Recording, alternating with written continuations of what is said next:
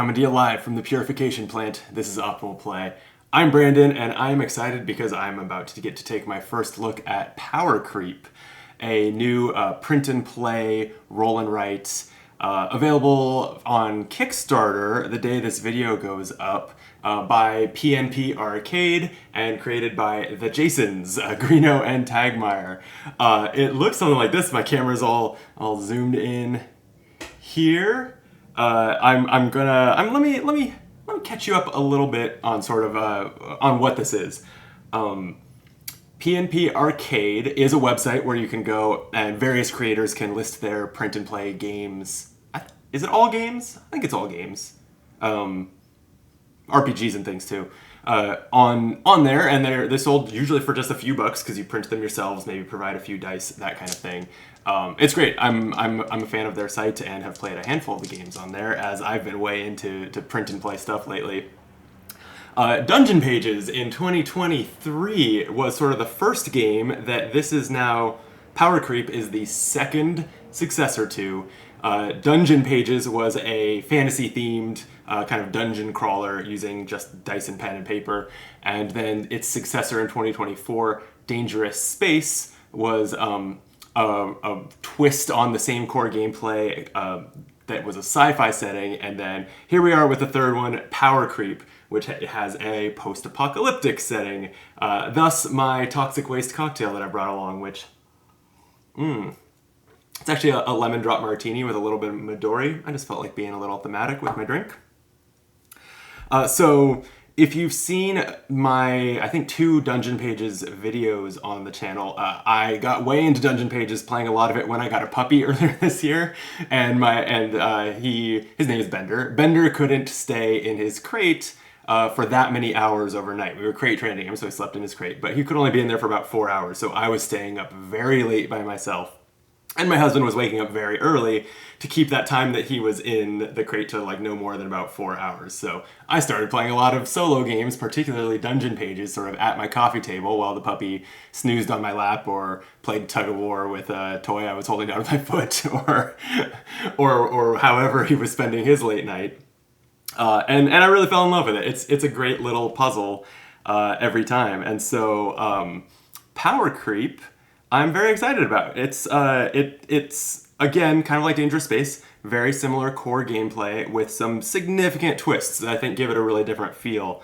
But so I am going to stop talking about Dungeon Pages because I want this video to be accessible to people who haven't played the previous games, and I'll talk through it as I play through the demo page that Jason Tagmeyer, Jason Greeno provided for me in advance. So thank you to them for that. Really quick before I switch the camera angle, like the video, subscribe to the channel. I always try to remember to say that. I brought my most post-apocalyptic playmat. It's not a thematic, not spot on, but you know, we'll take it. And then this is the demo page, one of the pages from the core set of Power Creep. So in this game, I will be playing as Kendra, the aggressive water reclaimer. I believe that in the core set and the later kind of probably weekly expansions through 2025, if it is similar to the previous 2 games, there's actually a dotted line here, and you can mix and match sort of the characters with the maps that previously were dungeons or other settings. This time, this is sort of a little borough called Uptown that has a high school, offices, town hall, and a hardware store. My goal is simply to complete all 4 of these buildings by creating by rolling dice, writing numbers, and creating a path from the door that is the entry to each one to the, oh man, what is this called? As I frantically look at my printed out rule book here. I have forgotten it's a power generator. We're trying to make it to the power generator. So I'm trying to, in each room, in each building, create a path from the door to the power generator. That's the bare minimum to complete the page to win the game. If I can make it a sequential path of numbers, and it could be, I don't have to go the most direct way, I could go the long way around or whatever. If it's a sequential path, using where each number is the same as or just +1 or -1 from the previous number. So no threes next to a 6 on the path. It's gotta just be adjacent numbers. If I can do that, that's good for a couple reasons. The main one being that there is this creep track at the bottom that kind of represents the bad guys, but also what negative events happen as you mark this track. One of them is like a neighbor has duplicitous motivations. So it's kind of abstract. It is the bad things that happen in a post-apocalypse happening. So when you have a sequential path, you take the highest number in that path and mark off that many boxes on this creep track. And if your path to the exit to the power generator was not sequential, you have to mark 7 of them. And the final space on the track says the settlement is lost, you lose. So we need to complete all 4 of these buildings without kind of the creep advancement from those paths adding up to, what would it be, 20? Would max out this path? And there's some other things that can advance that as well. And also, there are 2 leaders, these orange enemies, and I also must defeat them. There are other enemies, these gnarly mutants around these maps. I should probably want to defeat them so that they'll stop damaging me, but I don't have to win the game. I do have to defeat the 2 orange highlighted leaders. The ways I lose, I mentioned the creep, and also I have health up here, which I start with this top health bar. As I obtain med packs, I unlock kind of additional sections of health bar. But if I ever have maxed out the amount of health that I have successfully unlocked, then I will lose. So there's like a couple other things going on here that are pretty new, even if you're familiar with the series. There's a crafting system is the main way that you get sort of upgraded abilities as you go, rather than experience points or anything like that. As you write 2 matching numbers next to any of these few symbols, there's like oil and scrap, and I do not know the names of the symbols, I apologize, but anyway, as you earn them by putting 2 matching numbers next to them, you get to mark them off in this crafting section, and as soon as you've marked off all of the ingredients, all of the components for one of these, then I like to draw a box around it so that I don't forget that I have that ability, and that ability will apply for the rest of the game. Also, if you complete a sequential path, you get to kind of take that building and transform it into something useful to you and your settlement with these blueprints. So if I complete the high school with a sequential path, I have these options here, like a purification plant or a lookout. So like if I put an L here, if I've earned the ability to transform this into a useful building with a blueprint, I can mark it as, say, a lookout. Put an L here to mark it as a lookout. And then going forward, I have this ability here that is sort of the ammo or charges for that ability are based on the numbers that are in that building. So lookout, as this example, says circle 2 6s in this structure to prevent filling a space on the creep track. So anytime in the future that I would need to advance the creep track, I could circle 6s that are there to fill in 1 less. And so yeah, I've played and lost this once before. I've just tried this game once before I started this video. I found it very difficult to kind of mentally keep that in mind because I'm so used to just looking at the section that I'm in dungeon pages. But I'm going to try to do better with that here. Call me out in the comments when I misplay, for sure. With that, I think I'm going to dive into it. I'm going to start with the high school. And so I am going to roll in each of these buildings. It shows you how many dice you're going to roll on each turn of that in that building. And the white dice on here, which I'm using blue dice for, are considered good dice, and the red ones are considered evil dice. The differences between them are good dice are often discarded instead of used to fuel abilities largely in things that you've crafted. And then the evil dice are checked to see whether they trigger the threats, the enemies in the building, which will then deal damage to you if they activate. So looking here at the high school, there's just one threat, one gnarly mutant. It gets triggered when an evil die rolls a 6. It has defense of 4, meaning I need to write numbers that are 4 or higher next to it to deal damage to it, and it has 2 hit points. So I'll defeat it by putting 2 numbers that are 4 or higher next to the gnarly mutants, which you'll notice, and this is different from the past games, most of the items and enemies are at the cross sections of spaces, so they tend to have as many as 4 adjacent spaces immediately around them. So that's already a little brain bending if you've played the previous games in this series. These radiation spaces are they are bad. You're going to have to go through some of them, but when you do, you advance this radiation track and then roll a die to see if you suffer the listed effect. On this one, it's always a damage. In theory, it wouldn't always be a damage on the sure to be many, many pages to come out for this game.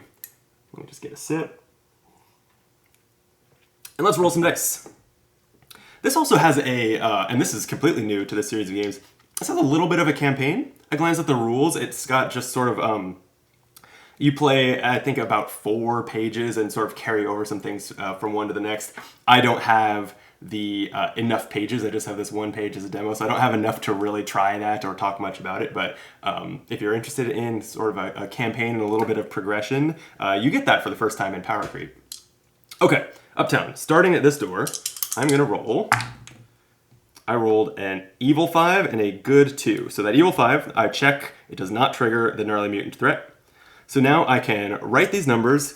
I need to, and until I have some things crafted that let me break this rule, I need to write numbers orthogonally adjacent to the door or numbers I've already written.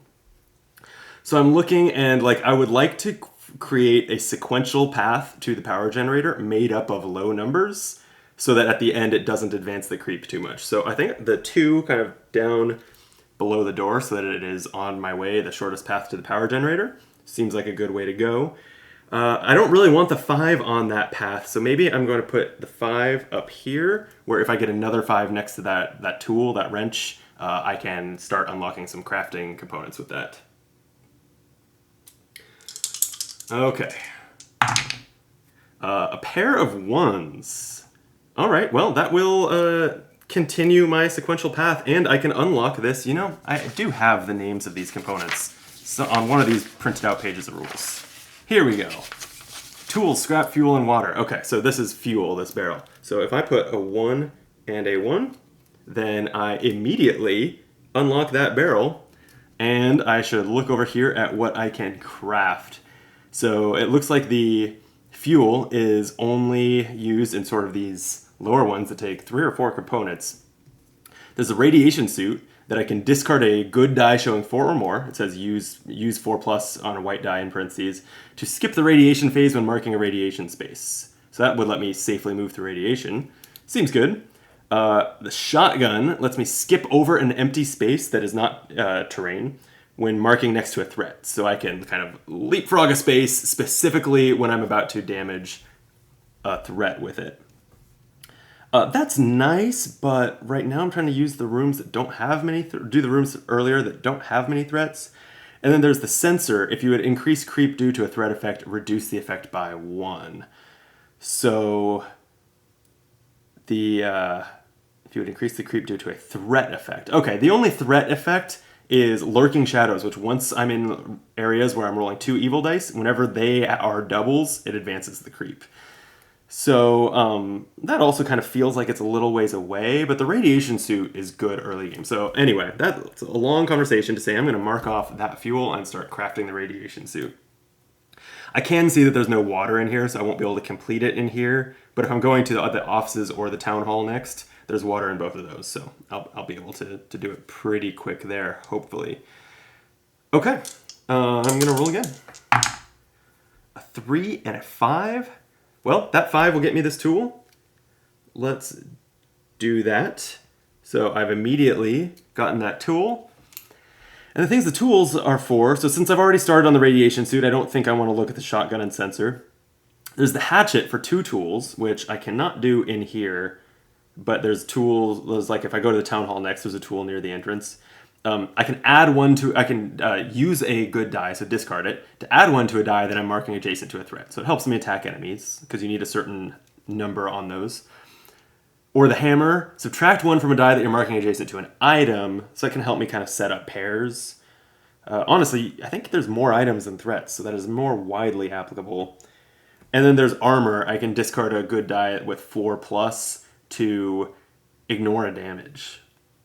I think I want the hatchet. I want, since I'm not going straight for the shotgun, I do want something that helps me deal with threats. So I'm going to mark off a tool there. And I still need to place this 3.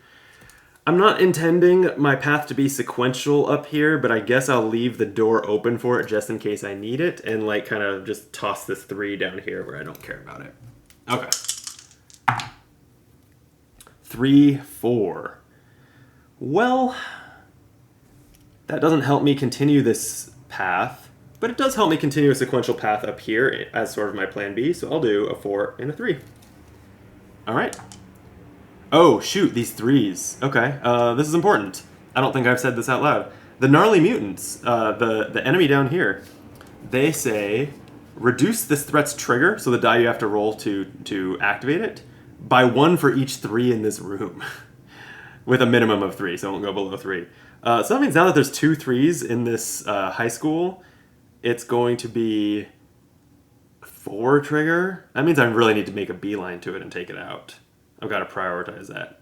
I don't really have any dice manipulation unlocked yet, so I can't really help the fact that I have a 3. I don't see anything I can do about that, so... Alright, I'm gonna start taking some damage. But not with that roll, just an evil 1 and a good 4. Well, I love that 1. I'll just continue my path there. And the 4 continues here. Okay. A 3 and a 1. Similar to before. I can just continue with a 3 here. So next to that food.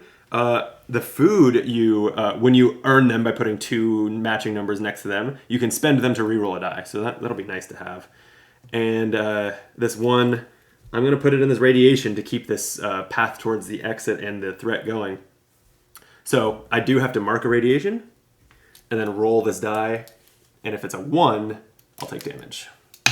It's a 3, so I'm okay for now. But that's going to get worse each time. All right. 2 and a 6. So that 6 is going to definitely activate the gnarly mutant. It'll attack me for 1. I just have to mark off 1 health on this track. Brutal. Okay. This 6 and 2. The 6 is pretty uninteresting to me right now. Other than, I'm glad to be getting a lot of 6s if I do turn this into the lookout. I want pairs of them to prevent advancing creep. It's really, I'm definitely not good yet at thinking about these blueprints and what I want to put here and trying to kind of put the dice there accordingly. Like the barracks wants you to circle 3 even numbers to reroll a die. The workshop wants you to circle 3 adjacent numbers in the structure that total to 7. To gain scrap though, which is very, to get a whole crafting component, super clutch. But to actually have to think as you're doing the area in the first place about creating sets of 7 made of 3 numbers, pretty brain bending. Okay, so the 6 and this 2. So I'm just gonna stash the 6 here, and the 2 can advance that. It doesn't turn me that med pack, but that's fine. A 2 and a 3. Okay, that 2 won't activate the enemy. And that's great. I can use it to get closer to this enemy. And first, I'll place the 2. That immediately earns me this med pack, which will unlock 3 more health. Love that for me. This 3 is great for continuing my sequential path, but I want to prioritize taking out this threat because once I've defeated it by hitting it twice, it'll stop. I don't have to worry about what I roll on the evil dice. There's nothing left doing damage to me, so I'm still going to head its direction. And 2 and a 6. Okay. Well, I guess I like the 2 towards this exit. The area immediately ends if I finish this path, which has pros and cons, right? Like, if I could just not worry about the threat, but I also then won't be able to keep cleaning up the rest of these pickups, or and I won't have put in as many numbers that I could potentially use once it's a blueprint for its ability. So for now, I'm going to try not to rush ending it. I'll just put that 6 there. A 3 and a 2. Damn, I really could use some high numbers. There are enough 3s in here now that 3 triggers the gnarly mutant, so I take a damage. And then I have a 2 and a 3. I mean, I guess I can like kind of...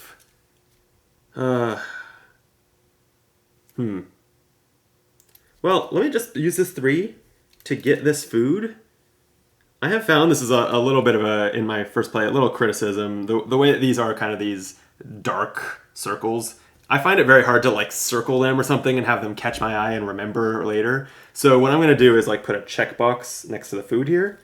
So I've earned that food and I have 1 food that I can spend to reroll a die later.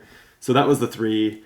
For the 2, I mean, I'm continuing a sequential path plan B by putting it there. So at this point, I guess I know that this one is going to be fine. All right. Let's get some big numbers and take out the threat. A 6 and a 2. The 2 is evil, so it won't trigger it. Great. That's 6. Did I make a mistake and tuck a 6 away earlier? Maybe I could have attacked the threat with a previous 6. I may have spaced on that just because it was in sequential mode. But I can absolutely put that 6 next to the gnarly mutant, so that's 1 hit against it. And I can use this 2, to keep heading towards picking up that scrap. Okay. 4 and a 2, so it still won't trigger, and this 4 will defeat it. Heck yes. And this 2, sure, keeps going next to the scrap. All right. Another couple 2s. Wow. All right. Well, I can grab the scrap. I'm going to mark that off on the radiation suit so that I am closer to unlocking that. And I have another 2 to spend. The other thing is this med pack.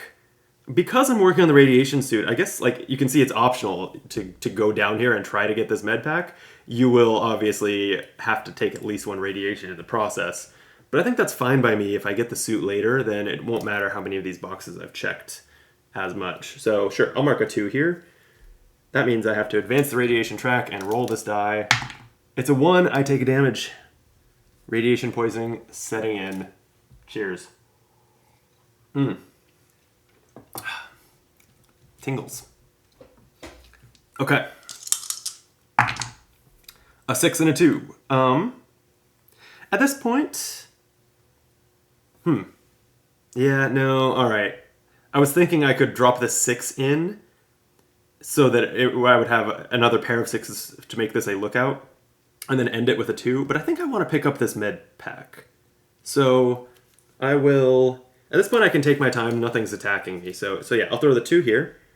That's going to unlock another 2 health, which is great. And the 6 I can just kind of drop wherever, and that will be another 6 that for my lookout blueprint, which I think has become my plan.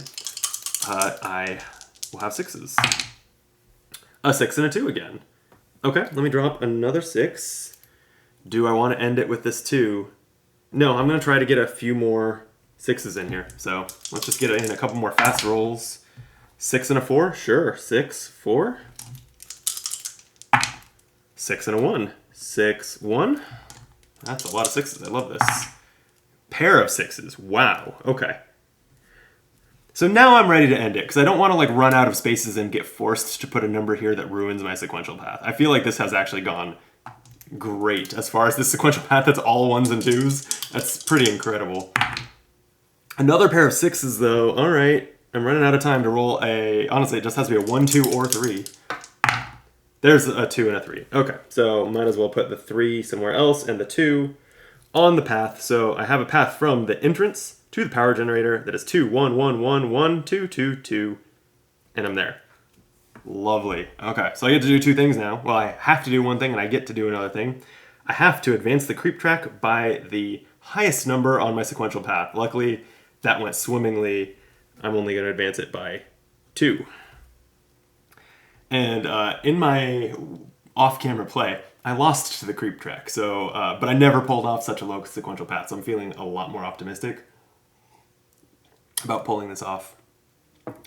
And then I get to mark this with one of these 5 blueprint options. I've been talking about the lookout and I have lots of 6s, so I'm still leaning towards that. But there is the barracks, circle 3 even numbers, and there's a lot of 6s and a lot of 2s to reroll a die. And then there's the purification plant, which it's highlighted with a picture of my character, Kendra, next to it, which I the rules didn't say anything about what this means. I'm guessing it's like her signature blueprint and the other characters would have a different one. That's my guess. Creators of this game, let me know in the comments what it means that this is highlighted. Anyway, her purification plant says circle a number in this structure to decrease a die by exactly that amount after the threat phase. So it doesn't help you avoid getting hit, but it does help you get like a low sequential path. That said, I think kind of with the lookout, that also, and the creep track kind of success I had not marking it very much so far, I think I'm feeling good about the creep track. So I'm going to be open to kind of a little bit larger numbers in my sequential path on the next one. I'm gonna follow through with my original thought, make it a lookout. So now I can also circle 2 6s in the structure to prevent advancing the creep track. Okay. Where next? The offices have one of the leaders in it. So there's gonna be a little more damage flowing there. But what can I get in here? There's water there to finish my radiation suit, but there is here too. And there's also a hatchet near the entrance, or rather a tool to finish crafting the hatchet. I think I want to go to the town hall. It feels like the progression should, on this one at least, should be to the offices next, because that's 2 good die, 1 evil die, instead of 2 and 2. But the town hall I think is just better for crafting, and I think I'm going to go there next. So I'm going to be rolling 2 of each when I'm in here, and I think I got nothing else no other bookkeeping or anything. I'm going to dive in. Here we go. So now every turn I'm placing 4 dice. 4, 4, 5, 4. Well, that's great for grabbing this tool or taking out this threat. Although, speaking of threats, no, these gnarly mutants trigger on a 6.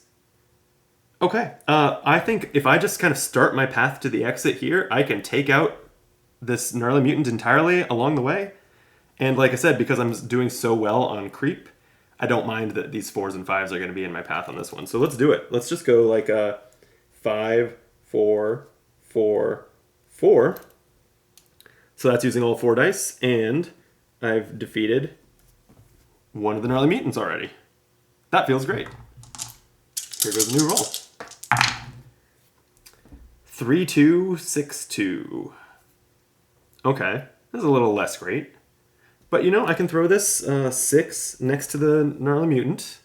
So that's almost defeated. And then 3, 2, 2 can go grab this tool, and then I have the hatchet. Let's do it. 3, 2, 2. I have found a tool. I'll use it to complete crafting the hatchet, and I'm going to draw, even though there's a checkbox here for my own remembering to use it, I'm going to draw a big old box around it. This says add 1 to a die that you're marking adjacent to a threat. You have to discard an unused good die from that turn to do so. Okay, so that'll help me clean this up next turn. Hopefully that'll be pretty smooth. Well, I will be able to defeat it, but I rolled a 6, triggering it. So, and in fact, because there's a 3 in here now, the trigger was 5. So I take a damage. But that's fine. I can avenge myself with this 6 right next to it. Taking it out. Another 4, so that's the 6 spent. Another 4 is great to just continue my sequential path, and it's 2 4s next to this med pack. I'll unlock more health. 3 and the 2. I mean, that continues my path. I don't want to get out of here too fast. I want to pick up the rest of these crafting materials, particularly this water that will finish my radiation suit. And in fact, since radiation is the next thing here, why don't I pick that up now? I'll put the 3 and 2 next to it. They don't match, but now I have 2 numbers that I just need to match to claim that water. All right, here we go. Oof. All right, double 4s on the evil dice. That's going to trigger the lurking shadows. Anytime there's doubles, it advances the creep track.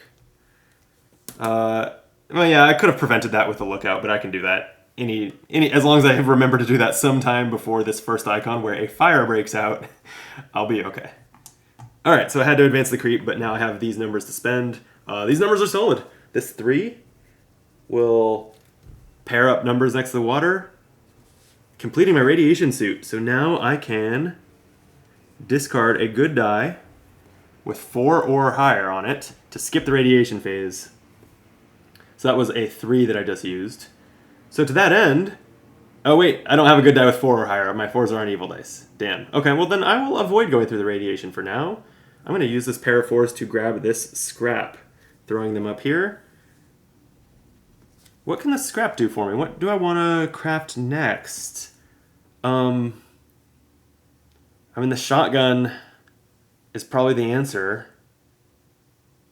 I won't be able to complete it until I go to the hardware store, which I'm pretty sure I want to do last, though. It's the 6 dice location with a leader and 2 other enemies in it. But that's the next opportunity for me to get a fuel, which I would need. So am I realistically doing the shotgun? Probably not. So let me just put that scrap towards armor? I'll put it towards armor. So that if I can complete that, if I'm starting to get low on health, and it can start preventing some damage. Okay. So that was these 4s. I still have a 3 left to use. I'm just going to throw it somewhere, I guess. I don't really want to mark the radiation spaces that I don't have to until I can have a die to spend on a radiation suit. Wow, those are some low numbers. Well, I don't really like these at all. I don't want to go through the radiation because these aren't high enough. So I'm just going to throw them up this side and just move on with my life. 3, 2, 1, 1. But you just start running out of, real estate to do that with. There's some higher numbers. Okay. So a 5. I can put a 5 on this radiation space and then use my radiation suit, discard the other 5, which is a good die with a 4+ on it, to skip the radiation phase, which means I'm not marking it or taking damage from it, I believe. And then I can just use this 4-3. I might as well try to grab this scrap before I leave, so I'm going to do 4-3 like that, and then if I get a 5, a 4, or a 3 on the next roll, I just toss it in there to grab that scrap. And a lot of 3s. Yeah, this is fine. Okay, oh wait, no. Doubles. Why don't I, so that I don't forget, this is Lurking Shadows, it's going to advance the creep, but I will use my lookout blueprint, so circle 2 6s in there to prevent filling a space. So I'm just going to circle 2 6s, prevent that creep advancement. And then I can just put a 3 next to the scrap, earning it, and putting it towards that armor. And another 3 to just head towards the exit. I think why not just get on with my day before I roll any more doubles on these 2 evil dice. Okay, so my path is 5, 4, 4, 4, 4, 5, 4, 3, and I'm at the power generator. So I do have to advance the creep by 5 because that's the highest number on that path. But I was okay with that. And I'm going to just go ahead and circle. How many pairs of 6s do I have here? Let's just burn through the lookout. 1 pair. 2 pairs. 3 pairs. 4 pairs of 6s. So I'm going to prevent 4 of that creep advancement and only advance it once. And then the lookout is pretty much done. That's all the 6s, but damn, that that did some good work. That prevented 5 creep. In total, 4 just now and 1 a minute ago. I would be 1 away from fire breaking out. Speaking of which, looking ahead a little bit at the event that happens, it says fire breaks out. Sabotage. Choose a completed structure and cross it out. So you would lose access to that blueprint ability. Now that I've finished the lookout, I'm not even that sad about that. So this is going great. I really feel like this is going extremely good. I learned well from my first play, or maybe it's just that I play better on camera. I don't know, but famous last words, but I think that this is going really well. Okay. It's the offices next, right? I don't want to go to the hardware store and do kind of the craziest room until I have... Oh, wait, I get to put a blueprint on the town hall. So the appealing options here, let's see, gaining scrap. I'm feeling good about how much crafting I'm doing, so I'm not going to worry about the workshop that looks for trios of numbers that add to 7, even though I see some in here. I see several. Wow, honestly, I could I could get a lot of scrap with that. Do I want to do that? But my other options are to, I could make it storage. You can circle numbers there as if it were in other active structures, meaning I could use the 6s here as if it was the lookout, but there's only a pair of 6s there, and I'm good on creep. So the barracks use 3 even numbers to reroll a die. That's pretty appealing, and I've got enough to do that like 4 times or so. 1, 2, 3, 4, 5, 6, 7, 8, 9, 10, 11, 12, yeah, 13 even numbers. So I could do that 4 times. 4 reroll sounds pretty good. I'm going to go ahead and do that. I'm going to make it a barracks, so I can use 3 even numbers here for a reroll. I also have that food that I should not forget about for a reroll. Okay, the opposites. So you always roll the dice. You always roll the dice shown here, meaning I'm actually going to use 1 less evil die. And I'm going to go in. I think my strategy is... What is my strategy? I want to take out the enemies as fast as possible, really. The leader attacks me for 2 every time it's triggered, and it starts at 5 and also decreases for each 2 or 3 in the room. So the trigger is going to become 3 really quickly. And then it'll just trigger on, 2/3 of my turns. It takes 4 hits with a 4 or higher to take it out. So yeah, that'll be my hope, is to beeline there. I really only have to worry about being sequential from the door to here.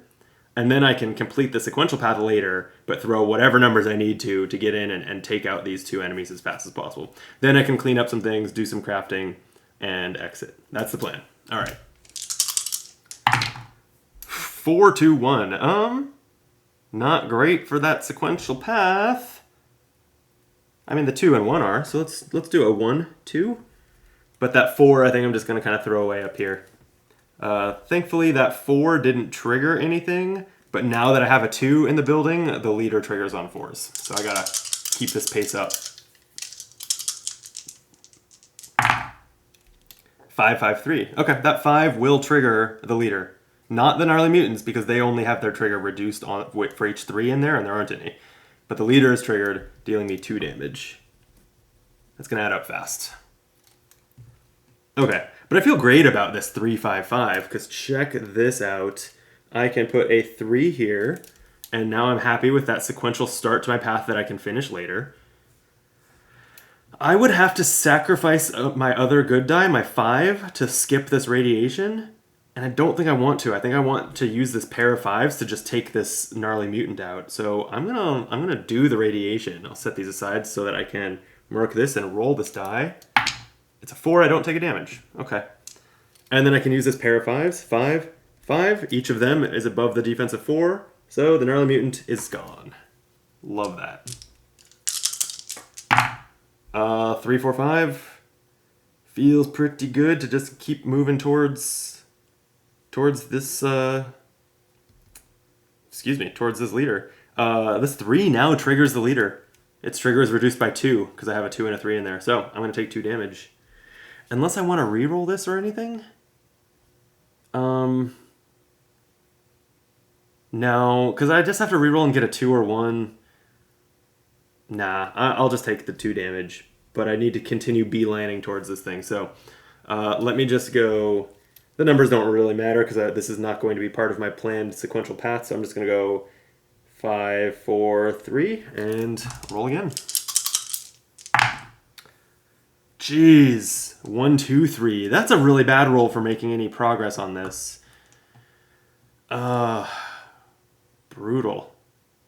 Okay, all right. I think I see my play here, though. I am going to... Well, first the leader triggers. I take 2 damage. This adds up fast. I definitely don't want to leave here without picking up these med packs to kind of get my health back up. Then I can use this 1 here. Frustratingly, I don't have a 4+ to avoid radiation, so I'm marking the radiation again. Let me re-roll that. On a 4 or less, I take a damage. It's a 4. Ouch. 6 health left. But now, I have this hatchet that I crafted. I can spend my good die to add 1 to a die that I'm marking adjacent to a threat. It takes 4 as a damage leader, so I can take this 3, make it a 4, and mark it. So at least I got 1 out of 4 hits there. And with a good roll here, I could take it out next turn. That's a good roll. That does trigger the leader. 2 more damage. But 4/4/5 is going to take it out just fine. It's a goner, which is important. Oh no! I'm sorry. I had the camera angle in the wrong view. How long has that been happening? Oh no. That's embarrassing. I produced these live. That was a big fuck up. Here's what's going on. I'm going to... I'll put a lower third on here that skips ahead a little bit. I feel pretty stupid about that. But anyway, here's what I've done is I've taken out this gnarly mutant. I have crafted this path of high numbers, or I mean whatever numbers, no sequence necessary to get down here, and then I just used this 4/4/5 roll to take out the leader. Wow, that's an embarrassing mistake. I'm sorry. I'll drink to it. Okay, but now I'm in good shape. There are no enemies left. Also, I'm not rolling 2 evil dice, so lurking shadows, advancing the creep isn't a problem. I can take my time cleaning this all up. So here we go. 6/1/1. Let me just go grab this med pack with that. 6/1/1 is 2 matching numbers next to the med pack, gaining 3 health. 2/4/1. This 4 will unlock this med pack, gaining another 2 health. This 1 will unlock this water. What do I need water for? Kind of nothing. I doubt I'm completing this sensor, but I'll go ahead and mark that off. And this 2 advances this sequential path. So that was a great roll. 3/2/1. I feel good about that. Well, I like the 3 here, advancing my path. I would actually like to make sure I can use my radiation suit when I go through that radiation, so I don't think I want to continue my path any further. So I'm just going to go like a 2/1 towards picking up that food. Okay. 5/4/2. Great. I can put a 2 in the radiation, spending my 4 for the radiation suit. And that leaves me with a 5, which, I don't know, I'll throw up here. Okay. 2/4/5. 2 nicely continues my sequential path. 4/5, I guess I'll just throw next to this food, so I just need a 4 or a 5 to unlock it. 6s. That 6 is not really appealing. I'll just drop them here, and the 3 can continue my path. I would like a 4 or 5 to get that food, please. 3/4/6. Yep, there's that 4 that I wanted. So I've earned the food. I'm going to put another checkbox next to food. And yeah, I'll just drop this 6 in here and use this 3 to get the heck out. With a tool unlocked to finish my armor. Now I can ignore a damage by discarding a 4+ good die, which is going to be huge because I will be taking a lot of damage in the hardware store, I feel. And then this path is 1, 2, 3, 2, 3, 2, 2, 3, 3. And that's going to be a successful sequential path. All right. Here... Well, so let me advance the creep. It's 3 is the max on this path. So advancing 3 creep, that's going great. And what blueprint do I want here? I think that the main benefit of the purification plant, which reduces die numbers after the threat phase, so it doesn't prevent attacks, the main benefit is to create a low sequential path, and I don't care about that in the hardware store because I'm doing well enough on creep. And I'm going to want a lot of high numbers to defeat these enemies. So I'm not feeling like that's the choice. You actually can reuse... You can reuse a blueprint. I think I want another barracks. Now the offices and the town hall have both been converted into my barracks. I have tons of rerolls, so I have no excuse for forgetting to use them as I go into the hardware store with all 6 dice. All right, here goes nothing. Last sip of toxic waste for courage. Gotta confront the last leader. Win this game. Here we go. 5s. Trigger the leader, but not the gnarly mutants. I think I'm actually fairly happy with that roll, so I'm not going to re-roll it. Let the record show I didn't forget. I chose not to. So I am going to take 2 damage from the leader. The armor I can ignore 1 by discarding this 4. Yeah. So I ignore 1 damage. So I only take 1.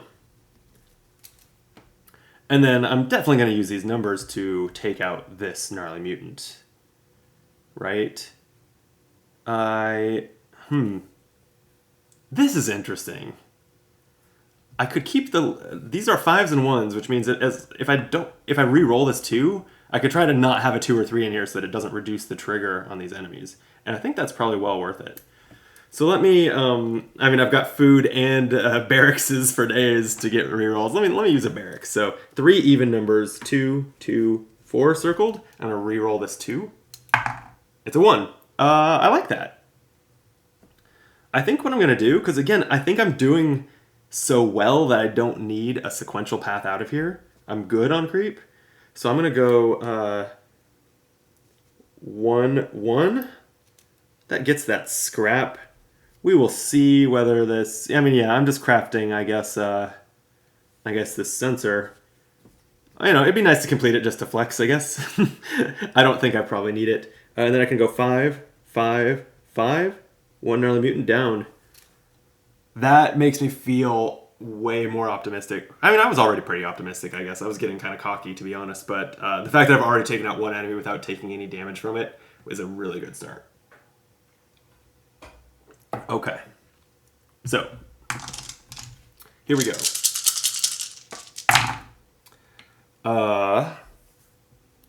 Low numbers. These 2, 3, 4 evil dice doesn't trigger enemies. That feels great.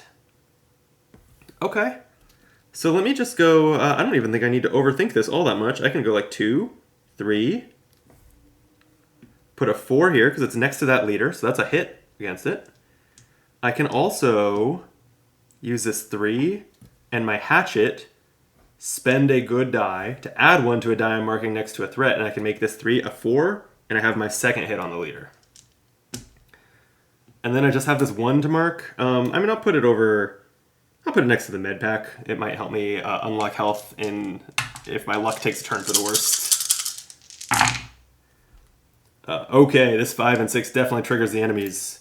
That is 2 damage from the leader, 1 from the gnarly mutant, so I'll take 3 total. Do I want to... No, the only number that I could discard for the armor is this 5, and I'd rather just hit the enemies, I think, this time. So I'm going to take 1, 2, 3 damage. And what can I do with these? I have a 1 to pair up next to the medkit, unlock this last segment of my health track, so... That's nice. And then, I got big numbers. I can take out the... Oh, I can just end it. I'll just sprint to the end here. Check this out. 5, 6 defeats this leader. And I still have 2 numbers left since I'm ignoring the sequential path because I'm doing so well. I can just go 5, 3. And there I am. My path is a disastrous 1, 1, 5, 5, 5, 2, 3, 4, 4, 5, 5, 3. Not at all sequential.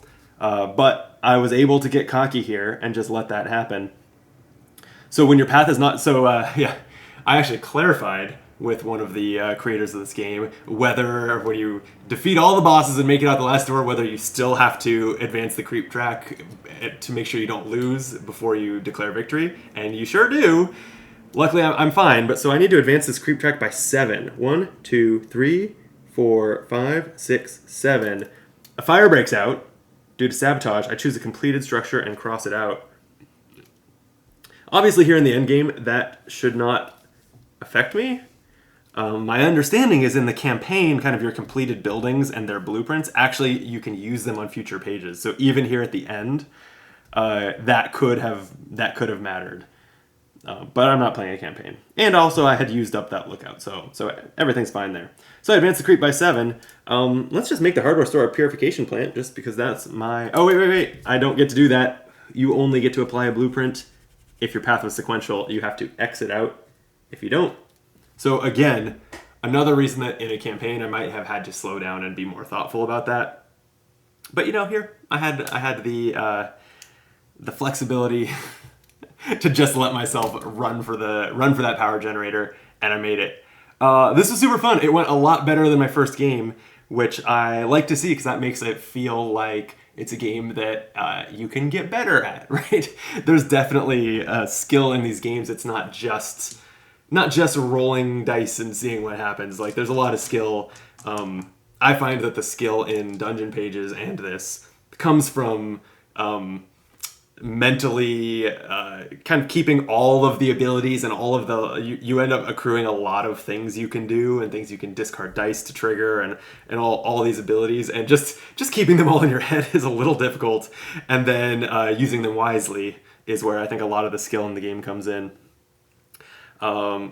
Cool. Well, that was a lot of fun. I'm enjoying Power Creep, and I'm excited to see more of the release and what the Kickstarter looks like. My understanding is this video is going up on Black Friday, which is the day that the Kickstarter launches. So if you're watching this, it should be live, and I will put a link to it in the video description.